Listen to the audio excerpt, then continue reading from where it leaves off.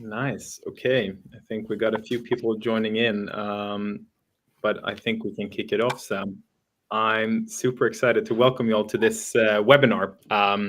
Today, we're going to talk about how search is changing, or potentially it's changing, both from the on-site experience with search, but also the off-site experience with SEO and GEO. And I'm Axel from Depict, and we help brand with the on-site experience with merchandising and on-site GPT search. And I'm joined here with Sam, the co-founder of Novos. You guys help brands with digital PR and SEO and GEO. And I was thinking for today, what we want to do is essentially look into both of these sides of the search equation, if you will, see how things have changed over the last few years, see how things are changing potentially, and then look into how these two different, like both the on-site and the off-site are coming together. And if we kick it off really broadly with you, Sam, I mean, the standard LinkedIn bro question that everyone asks is like, what is changing with SEO and AO? Yeah, what's the setup there, would you say? I understand you've had this question before. Yeah, and it is typically insert any random acronym that is trending that week. So usually it's followed by what is geo, SEO is dead. And it's very, polarizing, gets a lot of links, a lot of engagement. But typically what happens is like it's those like really broad marketers, maybe CMOs, CEOs that read this and engage it.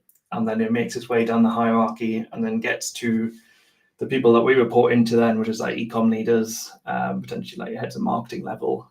So it's for them to actually understand what's actually happening here. So that's kind of what we've been doing all year basically, is just like geo is basically just SEO. Like geo has been created typically by the non-SEOs. Like they created this term as if it's completely different to SEO. Whereas in the SEO world where I'm from, is typically everybody's just like, it's just SEO basically with a slightly different lens put onto it. But there are like two fundamental changes and challenges that SEOs are facing right now. So it's a lot of like what our clients keep asking is like why now? Because like ChatGPT's been out for 3-4 years now or something. So it's like, why is it only now that e-commerce brands are getting affected? And typically it's because what we say to clients is like, it's taken this length of time for technology to fundamentally change how people search. And then that has now impacted into Google. The trends that Google's seeing couldn't essentially keep up. Therefore, they've launched AI mode, AI overviews, as a way to try and compete with this kind of like chat experience that you get in GPT. So currently, within that, like the chat function, so typically what that is like 20 plus words being put into like a search engine. So that's like what everybody's doing in ChatGPT, very, very long. You get the answer back and then you typically respond straight away within that same thread. So it's all contextual within that chat rather than search, where you constantly have to repeat a search. And typically with search, that would be about 4 words or so. So back in a few years ago, we would call that long tail, but now long tail is almost like ultra long tail. It's just like a different level. So that's the part that traditional search just couldn't keep up with, hence why Google created AI mode. So before we go into that one, the other trend then that's happening is Google kind of mirroring ChatGPT in this, where it's kind of linking out less and trying to keep people within the platform a lot more. So similar to what people have been doing, what the social media platforms have been doing for years now, is like keeping people in their platform so they can essentially control them a bit more and then monetize them more. Whereas Google's always been a referral engine, so you'd search and then you'd go. Whereas now ChatGPT's come out, Google's kind of mirroring that, and again giving you that same experience within Google, so keeping everybody within the platform. And then that essentially the theory of both of these within ChatGPT and Google is that you get less clicks through to your website, but then when the clicks do come, they're higher quality because they've been validated within the platform, so within GPT or within Google. Obviously for marketers, that causes just multiple different challenges. So I think if we're going to go back to go for it. No, please continue. But I was just going to say, so you're saying that these two different trends. So the long tail becoming even longer. That I guess you can summarize it as that. And then how would you summarize this other trend that you talked about? So it's a rise of zero-click searches. So it's been a trend that's been happening for quite a while, maybe like 3 or 4 years, but it's been accelerated a lot more recently. And I think like both of them, like it very much helps to like understand the longer history of SEO. So I won't get into it too much, but just very quickly. So it's like, so everybody knows that Google updates like all the time when they always get those headlines back in the day where sites were penalized. So every time there's a Google update, there's quite a big thing. But like broadly speaking, the kind of engine that powers Google hasn't really changed much since more or less 2013. So that was a Hummingbird update, it was called. So essentially that created long tail. So the example they gave back then was pre that update, like you'd have to hack Google to get the answers that you wanted. So the example they gave back then was like cheetah fast speed, and you'd have to hack it to get the answer. Yeah. And Hummingbird came out and you'd just be like, how fast is a cheetah? And it would just give you the answer. Whereas now, like, it's a fundamental different way of how people search. So now you can essentially be like, how fast is a cheetah over a certain amount of time versus blah, blah, blah. And it's all completely different. And that's the whole different way of how people are searching now. So it's like a fundamental change to how people search, and therefore like a fundamental way of how Google understands language to try and keep up with that. With that comes a lack of data. So like when Hummingbird came out in 2013, that's around the time as well with our SEO tools where they couldn't really keep up with that long tail search. So like you do some keyword research and it would come out like how to clean a sofa has got 10 searches a month or something. But then when you write it, and if you rank number 1, you get thousands and thousands of visitors per month. That's because of the different variations that you could search for how to clean a sofa. So it's been 10 years plus since then. So our tools haven't really been able to give you really good search volume, even for that older school long tail searches. Whereas now with this like hyper long tail, like some of the tools have started giving some volume, but or you can even just look at it top level and just know it's not accurate. So it's like I can't really see tools being able to keep up with that level of long tail in the future. So therefore SEOs have to become, the way we're phrasing it internally is like a lot less data led and more data informed. So that's a lot more looking at numbers that we do have and as much data as we can, and then leaning more into customer personas and a lot more like working with the brand team and a little bit more traditional content led per se. Makes sense. So if we take these two different trends there, and like you got into it now, but like generally speaking, if you take a fashion brand, for example, that I know you guys work with a lot of fashion brands as well, like how do you approach that change? Like how do you make sure that you rank more or less? So typically the thing with ranking, so that's where it's like, this is where it's like SEO's still there. So like the way that GPT typically in SEO and Google would typically work is like they've got this base layer of like learning and reference sources, which is search. So like it's all based off of the fundamentals of search. So like GPT would be crawling and extracting Bing results and Google results, and that's like the foundational level layer of data that it's got and it's learning. And then on top of that is this whole kind of geo kind of element that's added. There's a lot more how you then make your content a lot more understandable for these LLMs. So that's where like content depth comes into a lot more. Product data becomes a lot more detailed. There's elements around JavaScript, which I'm sure we'll get into. And then another layer then is just like Google's got its own kind of criteria of sites that it likes to get coverage on for your brand. And then the LLMs, each of them kind of have their own different versions of sites that they like. It's quite affiliate led at the moment. I think over time that'll become a bit more robust and less affiliate led. But ultimately, you need that SEO base layer. So like nobody's got good geo per se without having good SEO. Like that's the foundational element. And then SEO just typically always comes back to technical content and links.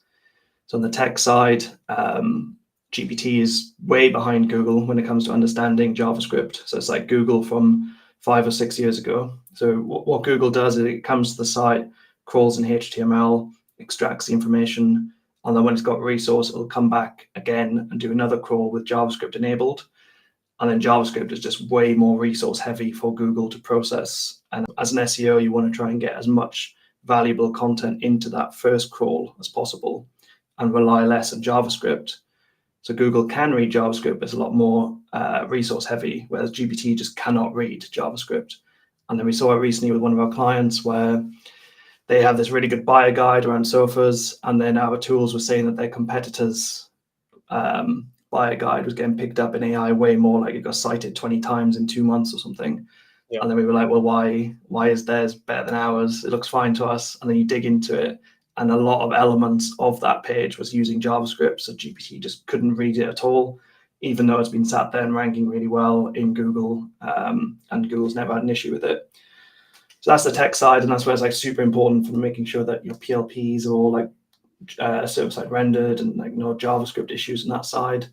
And just to pause before you go into the other two, I think that's a really like that helps the basic of the website, generally speaking, right? Regardless of the crawling, just like it will help with site speed more or less is a huge problem. Yeah, I feel like many brands are falling short already there. That they're like, especially no fingers pointed here, but especially on Shopify, I think like there's so many apps out there that just add layers of JavaScript on top, and then like different peoples at different brands that added like, oh, they sold for this specific use case and just a small third-party JavaScript. But then over time that accumulates and can actually hurt the overall experience, obviously. Yeah, exactly. And devs don't help the situation either, because they keep throwing back the scenario of like, oh, well, Google can read JavaScript. It's like, yeah, it can, but it's like stat is something like within the time that Google can read 8 pages, it can only read 3 or 4 JavaScript pages. So it's just like it's way more resource heavy. So, and that's the whole point of SEO, is like optimization. So you have to make the experience better for Google. And like you say, yeah, like it's naturally the browser as well, so that's going to cause a lot of site speed issues. And we've seen it in the past where clients previously migrated to a separate PLP merchandising tool platform, and then their top 3 rankings for Google just got destroyed. So it's like Google still ranked them well, but they just wouldn't put them back into the top 3 because there's like a fundamental visibility issue there to get into those super competitive places. Sure. That's a good takeaway as a number 1 takeaway for the brands listening. It's a very standard one, but like have a look at that. Yeah, I think it's quite neglected a lot, and yeah, like I said, like devs don't help it at all at times. Content's another one, very data led, and I think this is where so like back in the day with SEOs, like we had the featured snippets, and like the way you structured your content ranked quite well in there. So it's all about like structuring it for mobile readers. So there's like headers, bullet points, getting the information first in the sentence, answering the question straight away in the sentence, then building off of it. Tables, all of that kind of like well-structured content, so scannable. That worked really well for feature snippets, and that's broadly the same kind of thing that works really well for AI overviews as well. Like it's more or less the same kind of play on that side. And then when it comes to offsite, kind of like link building, it's quite good here for SEOs, because historically you build a link, and if a publisher put a mention in, typically you'd be really annoyed because you wouldn't get the backlink. But now GPT is like way more advanced at understanding and extracting content. So then mentions are just as fine now. It's just a lot more sentiment plays into it. So if you get bad PR, that then does impact into your geo and your SEO rankings like these days, because sentiment's so important for brands. That's fair. Do you have any advice on like how to structure your content, or like how to structure your links given this change, or is it just like the more the merrier? With offsite, onsite, do you mean? Both, but you can start with offsite. So the offsite side of things, like it's so hard to influence because you're essentially in the hands of the publisher. So like quite a lot of what our team would do is like trying to get links as deep into the site as possible with clients, but it's basically at the mercy of the publication. But one thing we have seen, a trend that's happened a lot this year, we saw it at the start of the year, was historically with SEO, like if we wanted the sofa page to rank, we would do campaign and maybe get a client's expert opinion externally, then that would then link through to the sofa page. If we did it well and it was a big success, then that links through to the sofa page. So all that value goes straight into the commercial page to try and boost those sofa rankings. So we got really good at that for like 4 to 5 years. But then what we found start of this year was that we were doing that for some of our clients, and we did this really big campaign for Omio, and it was all about like sunniest capital cities. And then in the AI overview, all of the coverage that we built the client was in the AI overview, and there's just zero reference to our client Omio. So then that's where we were like, well, now we actually need to get landing pages back on the site to get a source, so that the overview is saying like this study was done by Omio, whereas like in all the coverage it said this piece of work was done by Omio, but it just wasn't getting pulled into Google. So then you don't get the mention within the AI overview. So that's where it's like on-site and off-site, like super important to get the mention in there, and then to also be a source within the overviews as well. Makes sense. So that's how you essentially, keep that in mind when you structure the content, more or less. Yeah. And that's where like there's a lot of like talk about like AI and like, do you need a website now? Do you need landing pages now? So like that's a good point to reference, where it's like at the moment LLMs and like they need a source to reference and like a learning point. So it's like we're actually making more landing pages than we ever have, particularly for offsite, like for this reason, so we can get that mention into the overviews. Yeah, I think that makes sense. That ties quite well into, the on-site search experience, generally speaking. So with our on-site search that we provide, our GPT search, obviously you can ask more natural language type questions. So like, where are your products produced? Or can you help me find an outfit for this type of venue, essentially? And obviously, the content is a great starting point for us to learn that as well when we craft these responses in the GPT style. So it's a double whammy in that sense, that like all these landing pages and all these content that you do in order to rank, offsite and onsite, it also helps with like the on-site search experience. So like the more data we have to pull from on-site, and the more richer information that you have around your collections or your products, that will feed into the on-site search experience as well, so that customers can better find what they're looking for when they start with these really broad queries, like looking for an outfit, for example. Yeah. I think I know I mentioned off that are quite critical of on our internal search. So are you finding with the clients that are using it now that like people would still come to a client's website and then search for those kind of almost like the top of funnel type searches? So like you're like they are relying on the brand searches to like deliver that kind of content to them. Yeah, it's a good question, and I think it depends on. Obviously, it's different from brand to brand.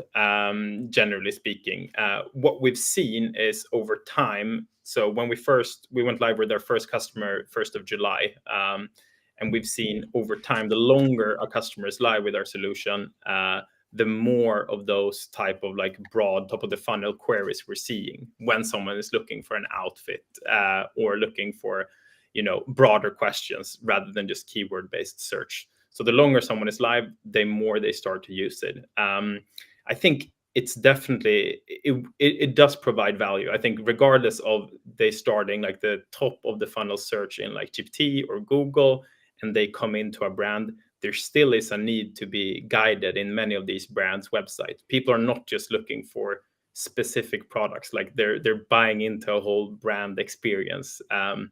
They're buying into that whole brand universe and want to get guided. Even though I Googled this particular store, I come in and let's say I'm looking for a pair of shoes. I ask for guidance within that store. So I think what we're really trying is just replicate that online to be able to provide that guidance. And you don't have to go for that broad query, right? You can still do a traditional keyword-based search as well. If you just want, running shoes quickly, you'll get that. Just having the ability to do it. I think people are getting more used to that way of searching now as well. Like first from ChatGPT, now they're actually using Google to use that or to do the similar type of queries. I think the next step is going into a brand side and expecting that to happen as well.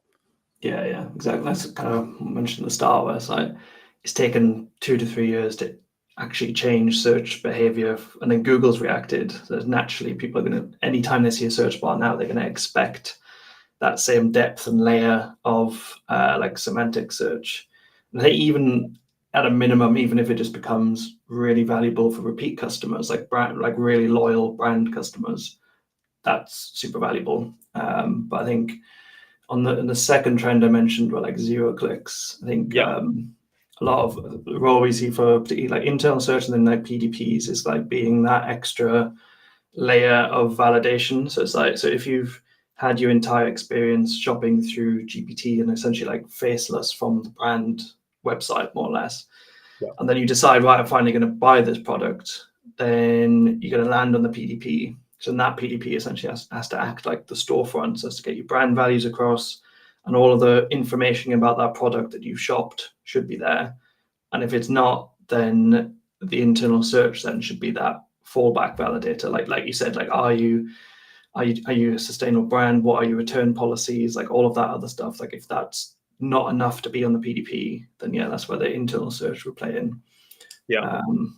Absolutely. And just historically, like as an SEO, like we've always used internal search as like an extra layer of data. So like when I used to work in-house, made.com, so like one of the first things I did was mine through the internal search data. And usually it does find little snippets like red sofas, an abnormally high quantity of people searching for red sofas. So then as an SEO, you're like, well, there's probably something wrong with the hierarchy of the site. Maybe it's really hard to find the red sofa page there, or maybe you just don't have a landing page. So then you create landing pages off the back of that. So it's like if your customers want it, naturally external customers will want it. So the more data and depth you can get from that, the better. And like I said at the start, like we're getting less data now from keyword tools, Google themselves, and GPT. So it's like the additional data sources that we can get, the better as an SEO, essentially. Yeah, I love that, because that sort of creates a positive flywheel, right? Because you can use let's say the on-site search data, especially with the GPT style search, where someone engages more with the products and asks more natural language style questions around like, okay, how big are your sofas? What's the material? Does it fit in my Art Deco living room type? You get those questions, you understand how your customers are sort of interacting with your products, and that's super, like that rich data you can obviously feed back to, okay, as you mentioned, like create a landing page for it, create another collection page for it, create ads for it. So that just gives another data source that you can then use to again push that onto, like, okay, to make sure that you rank through ChatGPT or Google, for example, right? Yeah. I think practical example of one of our clients is like, so like I said, like we do something like red sofas or something like super commercial, like would call that like more or less a head term. But then quite a lot of our clients, they'd have, so example I got is like, so like for leggings, so like they'd have a category which is like high-waisted leggings, and then a separate category for gym leggings. Whereas if searches are getting longer, way more specific and need-led, then you need as much data as you can get to support like merging them into like a high-waisted gym legging page. And if you've got enough products for that, then that warrants creating that. So then right now we're kind of like, well, if we highly think your personas will want that, or using historical sale data. But then if the internal search data validates that too, which traditional search wouldn't do because that's just too long tail. And then you start adding other elements on that then with like patterns, pockets, under £50. So then that just helps us to continuously build out additional landing pages, because if somebody's putting that into internal search, they're going to be looking for it via external GPT search as well. Yeah, no, that's great. And like you mentioned it in the beginning, but like, can you go into a bit more detail, like when it comes to crafting these personas as a way to work with this? Like, how do you do that? Yeah, so right now we got so basically we lean on their traditional search data. So whatever we can get out of that. So like if you start like broadly, so I said like leggings versus, I don't say jeans. So if the brand naturally ranks really well for leggings in traditional search versus jeans, then that's a good way to like prioritize which topics we dig into. So that's again like our base layer of what we would do. And then we would, quite a lot of our brands do have personas already built out internally. Kind of sometimes they have to dust them off because they haven't been used for a while, but we're definitely trying to start using them more. And historically, they've always been there for SEOs. We always asked for them. But in the past, it was always because search terms weren't as long.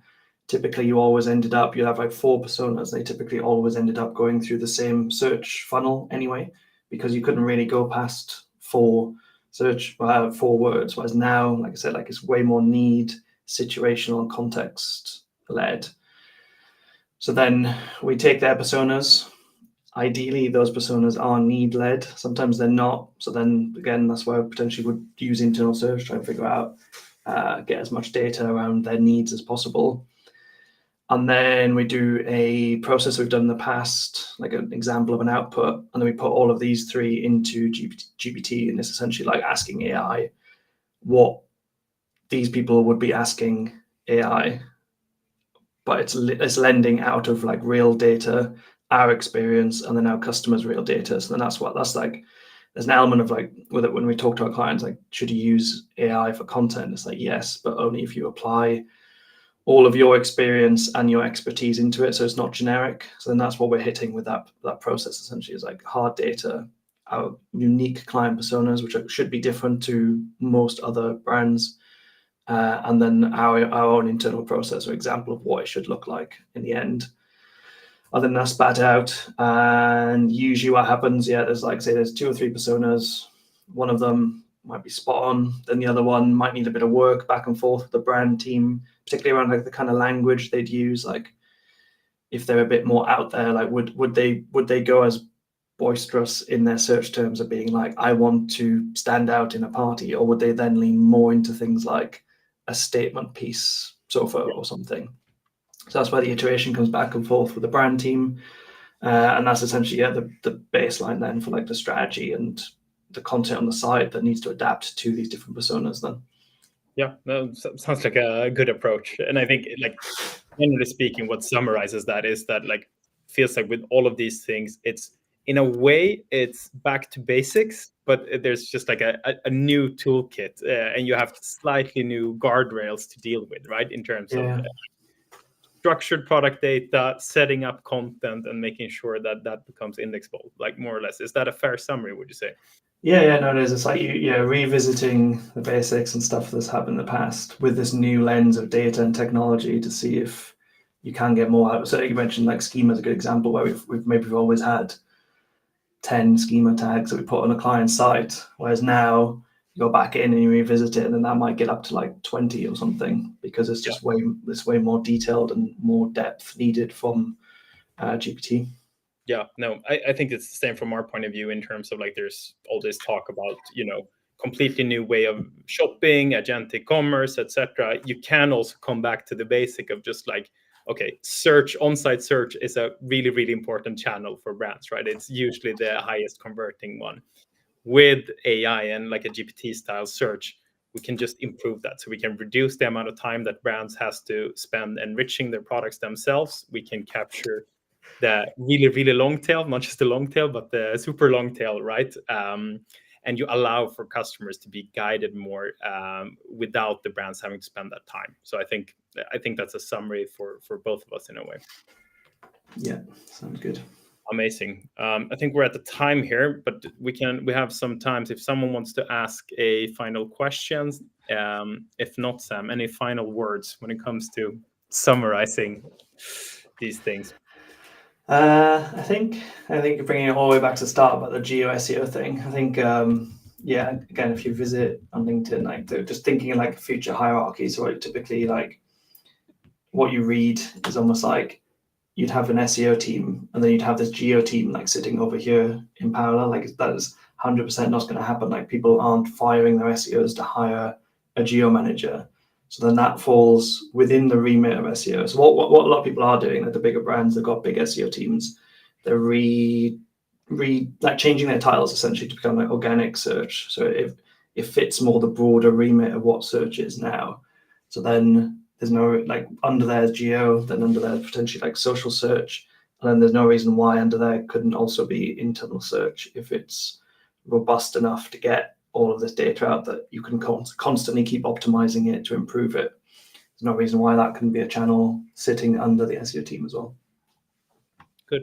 Good finishing words there. Thank you so much, Sam. Thanks everyone who has listened in. Do reach out to any of us if you want to continue discussion offline around either on-site GPT search or off-site GEO and SEO with Sam. Thanks a lot. Thank you. Thanks.